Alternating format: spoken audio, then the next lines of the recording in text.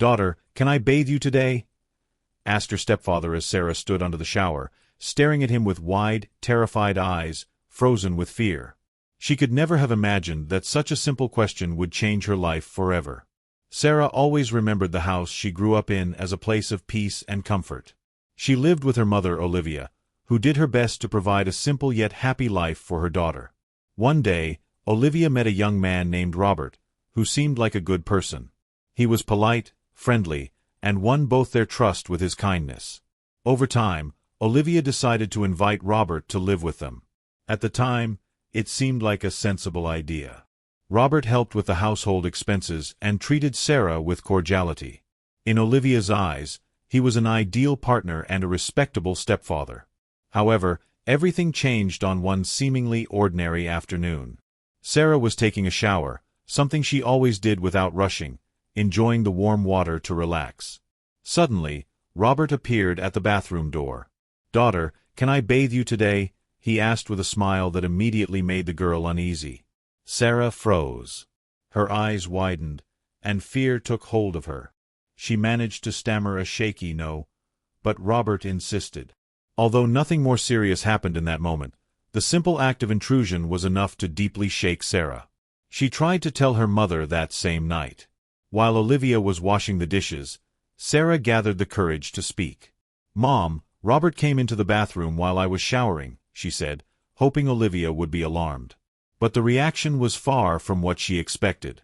Olivia chuckled nervously and replied, "Oh, sweetheart, he just wanted to help. You know how much he likes you. Don't make a fuss." Her mother's words cut through Sarah like a knife. Fear gave way to confusion. Am I overreacting? She wondered. But deep down, she knew something was terribly wrong. From that day on, Robert seemed to be around more than ever. He always found excuses to enter her room or bump into her in the kitchen. Sarah's discomfort grew, but she didn't know who to turn to. Weeks turned into months, and the impact of what happened began to show in Sarah's behavior. Once a dedicated and enthusiastic student, she started struggling in school. Her grades dropped, and she avoided participating in activities she used to love. Her friends noticed the change too.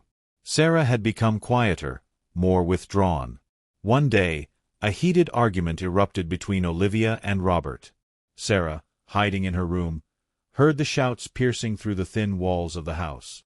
Olivia accused Robert of being controlling and invasive, while he responded with harsh words. By the end of the fight, Olivia made a decision.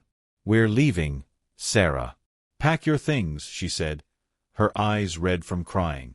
Though Sarah didn't fully understand the reason for the argument, she felt an overwhelming sense of relief as they left that house behind. Mother and daughter moved to a new city, hoping for a fresh start. Olivia found a job at a small clothing store, and Sarah was enrolled in a new school. Despite the changes, the trauma continued to haunt Sarah. She often had nightmares about Robert and avoided any physical contact, even with classmates or teachers. One day, while Olivia was watching a TV program about child abuse, Sarah felt something stir inside her. The stories shared by the victims felt painfully familiar. Her hands trembled, and tears streamed uncontrollably. Before she could stop herself, she said, "Mom, I need to tell you something." Olivia, noticing her daughter's distress, turned off the TV immediately and sat beside her. Between sobs, Sarah told her everything that had happened.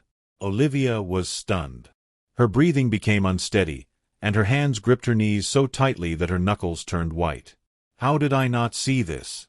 How could I have been so blind?" she murmured to herself. She hugged Sarah tightly and apologized over and over. "I promise we'll get through this together. I'll help you, my daughter. I'll never leave you alone in this again," Olivia said, her voice filled with determination and sorrow. "I'll help you, my daughter. I'll never leave you alone in this again." In the months that followed, Olivia kept her promise. She took Sarah to a psychologist specializing in trauma, where the young girl began to process her emotions and rebuild her self-esteem. Olivia also attended some sessions, learning how to support her daughter in the best possible way. Although the road to healing was long, every small victory was celebrated. The experience transformed Olivia as well. She became a passionate advocate for child protection and joined support groups for parents. She learned to recognize the signs of abuse and how to create a safe and nurturing environment for her daughter. As the years went by, Sarah found herself reflecting on the challenges she had faced. She decided to turn her pain into purpose. When she entered university, she chose to study psychology, driven by a deep desire to help children who, like her, had endured traumatic experiences. For Sarah, every concept she learned in class was more than theory. It was a building block in her personal mission. Upon graduating, Sarah took her first major step in her career. She opened a psychological support clinic for young victims. The clinic was more than just a place for therapy. It was a haven where stories of pain found a chance for renewal. Sarah worked tirelessly, listening, comforting, and guiding her young patients with an empathy rooted in her own journey. Unfortunately, Sarah's story is not fiction. It is a real account of pain and overcoming. Cases like hers happen every day in homes that should be places of safety and protection. It is estimated that about 80% of abuse cases occur within the very homes of the victims, often committed by people we trust. Silence may be signs that something is wrong. It is crucial to listen, provide comfort, and above all, believe. Your attention could make the difference between suffering and salvation. Caring goes beyond providing shelter and support. It means being present, noticing the small details, and ensuring that the children and young people around you are protected and safe. Never ignore the signs. If you've been through something similar or know someone who has experienced it, please share your story in the comments. We'd love to hear from you. Thank you for watching. Comment below with your thoughts on this account and let us know where you are watching from. Don't forget to like the video and subscribe to the channel. Together, we can build a large community that shares stories of inspiration and overcoming. See you in the next video.